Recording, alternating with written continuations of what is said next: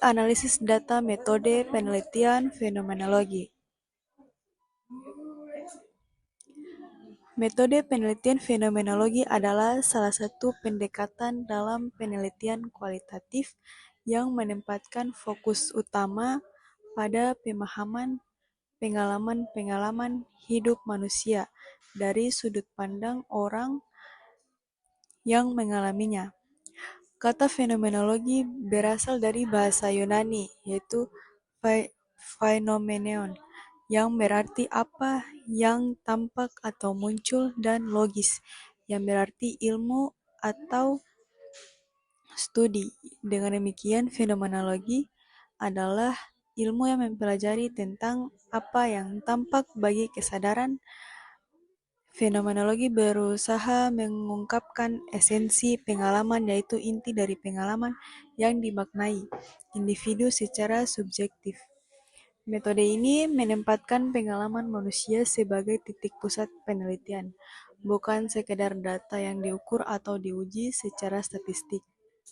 Analisis data fenomenologi tidak hanya sekedar mengumpulkan data dan mengkategorikan data, tetapi juga melibatkan interpretasi yang mendalam untuk menemukan tema-tema sentral yang menggambarkan pengalaman partisipan.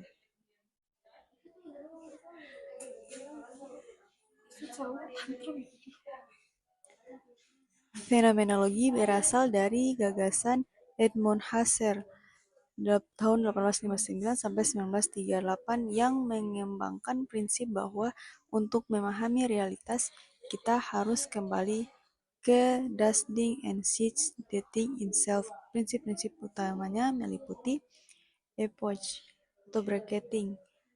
Peneliti harus menahan atau mengesampingkan asumsi, pandangan, dan pengalaman pribadi agar tidak memengaruhi interpretasi data. Ini dilakukan untuk menjaga objektivitas dan keterbukaan terhadap pengalaman partisipan. Kedua, ada intensionalitas. Setiap pengalaman manusia selalu diarahkan pada sesuatu. Oleh karena itu, analisis harus menangkap makna yang dituju oleh subjek terhadap fenomena yang dialaminya. Ketiga, ada reduksi fenomenologis. Proses menyaring data untuk menemukan hakikat esens dari suatu pengalaman. Ini dilakukan melalui tahap-tahap refleksi yang mendalam dan berulang-ulang.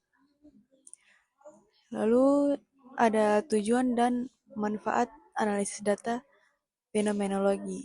Yang pertama itu untuk menggali esensi pengalaman manusia.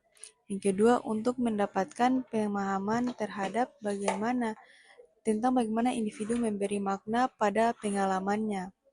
Dan ketiga ada untuk menyajikan gambaran yang jujur dan valid mengenai pengalaman manusia yang dapat digunakan untuk pengembangan teori atau praktik.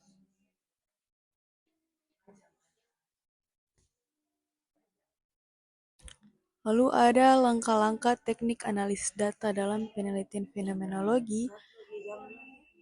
Yang pertama, membiasakan diri dengan data penelitian mulai dengan membaca seluruh transkrip, wawancara, atau dokumen secara berulang-ulang tanpa menghakimi. Tujuannya adalah untuk merasakan secara intuitif cita dan isi pengalaman yang disampaikan narasumber. Pada tahap ini, peneliti mulai menulis catatan refleksi yang bersifat deskriptif dan pribadi untuk menangkap kesan pertama dan hal-hal penting yang muncul.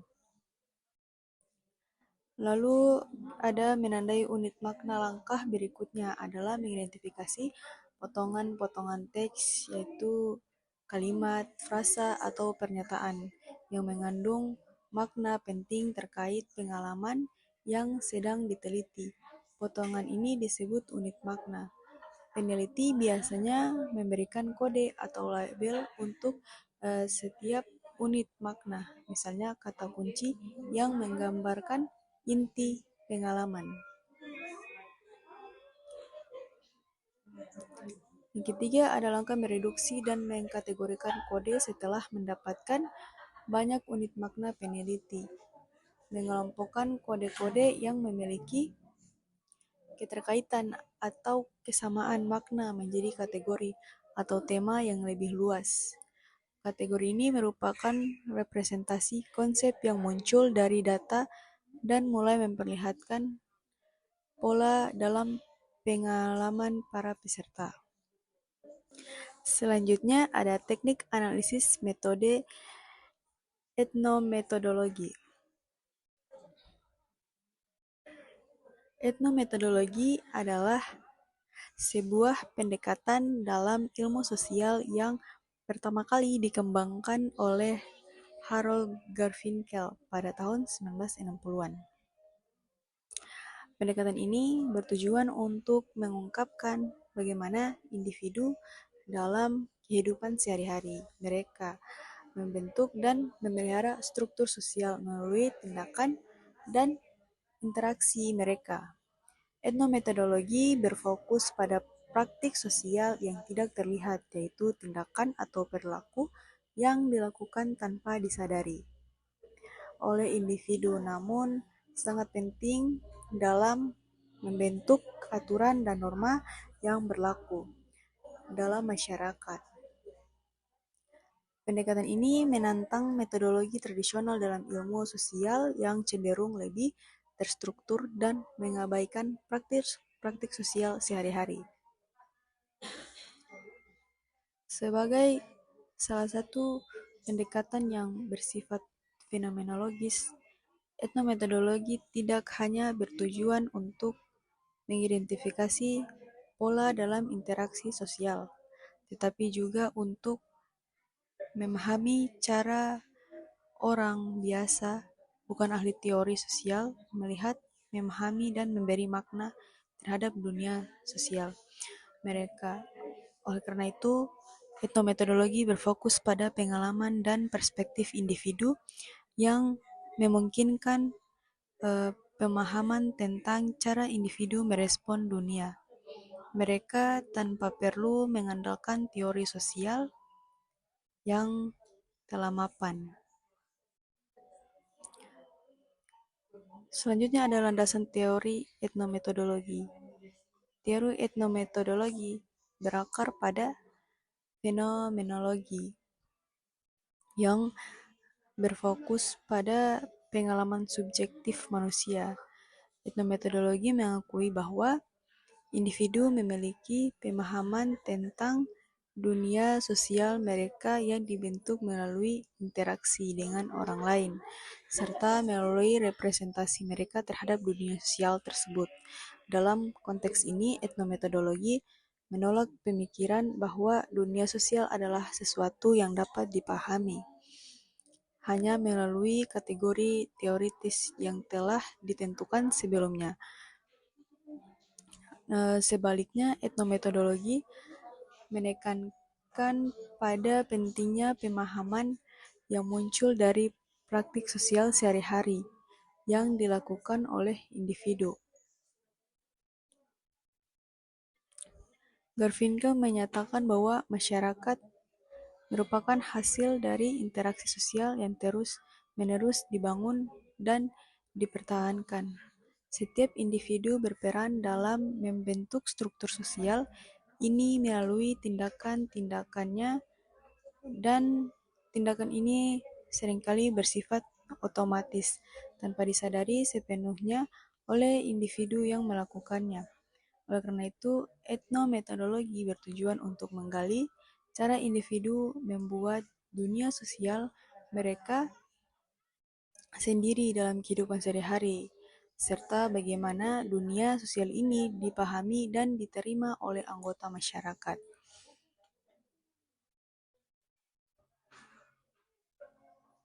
Teknik analisis dalam etnometodologi. Etnometodologi melibatkan berbagai teknik analisis yang berfokus pada pengamatan terhadap praktik sosial yang terjadi dalam kehidupan sehari-hari. Teknik-teknik ini bertujuan untuk menggali bagaimana individu memahami dunia mereka dan bagaimana struktur sosial tercipta melalui interaksi tersebut. Berikut adalah beberapa teknik utama dalam analisis etnometodologi. Yang pertama ada analisis dokumentasi. Analisis dokumentasi dalam etnometodologi melibatkan pengamatan terhadap dokumentasi atau bukti yang dihasilkan dari interaksi sosial. Dokumen yang dimaksud dapat berupa percakapan, catatan tertulis, foto, rekaman video, atau data lainnya yang mencerminkan aktivitas sosial. Dalam teknik ini, peneliti berusaha untuk mengidentifikasi bagaimana individu menyusun dan mengatur informasi dalam komunikasi mereka, serta bagaimana makna dibentuk dan dipahami dalam konteks sosial. Teknik analisis metode etnografi. Etnografi mencari penjelasan baik aspek eksplisit budaya bagaimana semua anggota menyadari dan menerima dan elemen lainnya di luar kesadaran. Metode ini merupakan pendekatan favorit untuk penelitian antropologi sejak 100 tahun yang lalu, di mana umumnya bertujuan untuk mengidentifikasi peran, ritual-ritual, dan kepercayaan pada populasi yang diteliti. Morse 1992. Ada dua dasar yang dapat dipakai dalam mengumpulkan data etnografi, yaitu interpretivism dan interactionism. Interpretivism diperkenalkan sekitar tahun 1930 sampai 1940 sebagai reaksi terhadap empiris logikal dan instrumental rasional dan sebagai pendekatan yang menyertai fenomenologi. Menurut Scott 1967, pendekatan ini berfokus pada pengetahuan umum tentang sebagai masalah manusia. Selain itu, pendekatan interpretif fenomenologi mencari dan mengenal diri dan kehidupan sosial dalam kelompok Stratum 1981. Symbolic interactionism adalah pendekatan teoritis kedua yang menurut Blumer 1969 mempunyai tiga maksud, yaitu seseorang bereaksi ke arah objek dan berdasarkan pada arti dari objek itu terhadap dirinya. Kedua, arti tersebut berasal dari hasil interaksi, misalnya komunikasi. Dan ketiga, arti dibangun melalui proses interpretif. Lalu ada teknik analisis etnografi. Partisipasi adalah keadaan di mana peneliti dapat menjadikan dirinya sebagai alat untuk memperjelas data pada proses pengumpulan data dalam melihat respon subjek melalui kehadiran peneliti dan respon peneliti pada konteks. Bias dan subjektivitas adalah risiko yang bisa terjadi menurut Hammersley dan Atkinson 1995. Observasi partisipan merupakan bagian utama dari metodologi. Ini adalah proses di mana sebagai peneliti, fokusnya adalah dirinya sendiri secara keseluruhan dalam situasi sosial. Dengan demikian, peneliti akan lebih dekat dengan mereka atau informan ketika mereka berespon terhadap kehidupan dan tidak hanya mendengar apa yang mereka katakan, tetapi mengambil semuanya dari yang respon terkecil mereka terhadap situasi atau government. 1981. Peneliti dianjurkan untuk mempertimbangkan elemen perilaku, pengetahuan, dan semua yang membantu memperjelas. Wawancara etnografi bertujuan untuk menemukan arti budaya yang terjadi pada grup sosial, terutama interaksi, konteks sosial, dan konstruksi sosial dari pengetahuan. Menurut Lowenberg 1993, analisis kultural merupakan titik masuk dari etnografi dan elemen akhir dari observasi partisipan. Ancaman yang terjadi dalam observasi dan wawancara ditutup dengan pemahaman aktivitas budaya dan proses yang ditulis dalam catatan lengkap. Fokus observasi dan observasi yang diseleksi atau wawancara, analisa, dan tema kultur menurut Spradley 1980. Selanjutnya, kesimpulan dapat diambil yaitu etnografi adalah metode penelitian kualitatif yang digunakan untuk memahami budaya, kebiasaan, dan makna kehidupan suatu kelompok secara mendalam melalui observasi dan partisipasi langsung. Metode ini menekankan sudut pandang orang dalam emik bersifat kontekstual, holistik, dan deskriptif. Etnografi memiliki kelebihan seperti memberikan pemahaman mendalam, kontekstual, dan menggali makna tersembunyi. Namun, kekurangannya adalah membutuhkan waktu lama. Jadi, sulit untuk digeneralisasi dan rentan bias subjektif. Etnografi bermanfaat di berbagai bidang seperti antropologi, pendidikan, dan keperawatan, serta membantu menjelaskan fenomena sosial dari perspektif budaya masyarakat yang diteliti.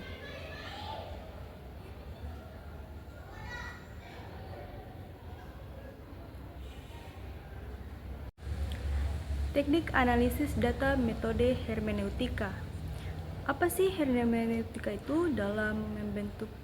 Dalam membentuknya yang paling sederhana, hermeneutika muncul sebagai sebuah teori dan metode logi penafsiran, khususnya teks dan konten simbolik. Tradisi hermeneutika yang berakar pada tradisi filsafat kuno telah berkembang menjadi landasan dalam ilmu-ilmu humaniora dan ilmu-ilmu sosial. Perkembangan historis hermeneutika dapat ditelusuri kembali ke penggunaan awalnya dalam menafsirkan kitab suci, agama, dan teks-teks hukum. Seiring berjalannya waktu, hermeneutika berkembang melampaui batas-batas tersebut, berubah menjadi sebuah kerangka kerja yang komprehensif untuk memahami tidak hanya teks-teks tertulis, tetapi juga narasi lisan, fenomena budaya, dan bahkan praktik-praktik sosial. Perkembangan ini mencerminkan pengakuan yang semakin besar terhadap kompleksitas dan multidimensi pemahaman dan komunikasi manusia. Apa itu penelitian hermeneutika? Penelitian hermeneutika adalah metode penelitian kualitatif yang menekankan analisis interpretatif terhadap teks, komunikasi, dan interaksi manusia, berakar pada tradisi hermeneutika. Pendekatan ini berkaitan dengan pemahaman makna yang tertanam dalam teks, kata-kata yang diucapkan, tindakan sosial, dan bahkan artefak budaya.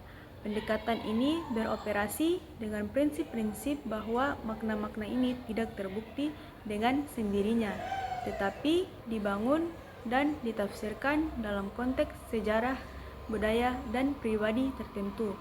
Penelitian hermeneutika sangat mahir dalam mengeksplorasi fenomena sosial yang kompleks, menyelidiki subjek-subjek di mana pengalaman subjektif, kepercayaan, dan latar belakang budaya individu memainkan peran penting. Tidak seperti penelitian kuantitatif yang berusaha mengukur dan mengkuantifikasi fenomena. Penelitian hermeneutika pada dasarnya bersifat interpretatif dan merangkul subjektivitas yang bertujuan untuk memberikan pemahaman yang lebih dalam dan lebih bernuansa tenang. Pengalaman peserta penelitian dan realitas sosial. Pendekatan ini umum digunakan dalam disiplin ilmu seperti sosiologi, psikologi, antropologi, dan sejarah, di mana penafsiran perilaku manusia dan fenomena budaya menjadi hal yang utama. Bagaimana kita dapat melakukan penelitian hermeneutika? Yaitu melaksanakan penelitian hermeneutika melibatkan pendekatan yang bernuansa reflektif, di mana pemahaman konteks sosial, penafsiran, dan penelitian, data penelitian, dan kontribusi terhadap pengetahuan manusia menjadi perhatian utama. Peneliti harus benar-benar menyadari bias dan prakonsepsi mereka sendiri, karena hal ini memengaruhi setiap aspek penelitian, mulai dari perumusan pertanyaan hingga penafsiran data.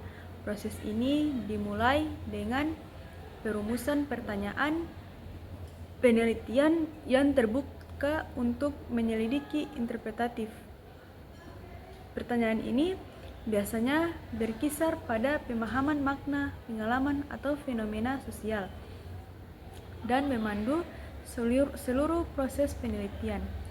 Langkah berikutnya melibatkan pengumpulan data penelitian, yang dalam penelitian hermeneutika seringkali terdiri dari materi kontekstual, seperti karya sastra, dokumen sejarah atau transkrip, wawancara, dan percakapan.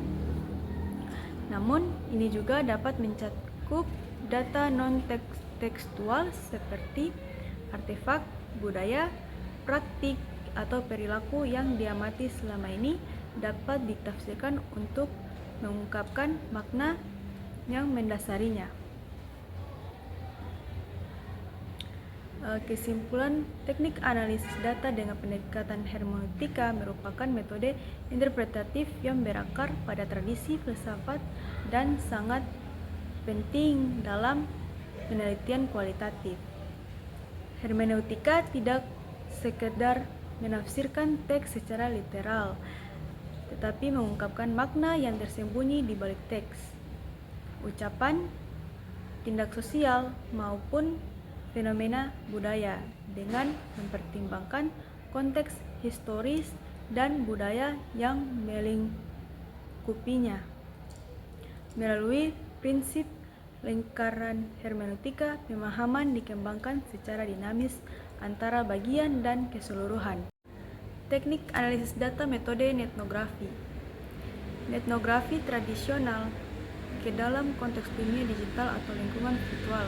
Kata etnografi merupakan gabungan dari kata internet dan etnografi yang mencerminkan fokus penelitian ini pada komunitas daring. Metode ini pertama kali dikembangkan oleh Robert Kozinets pada akhir tahun 1990-an dan kini menjadi salah satu metode penting dalam studi perilaku digital,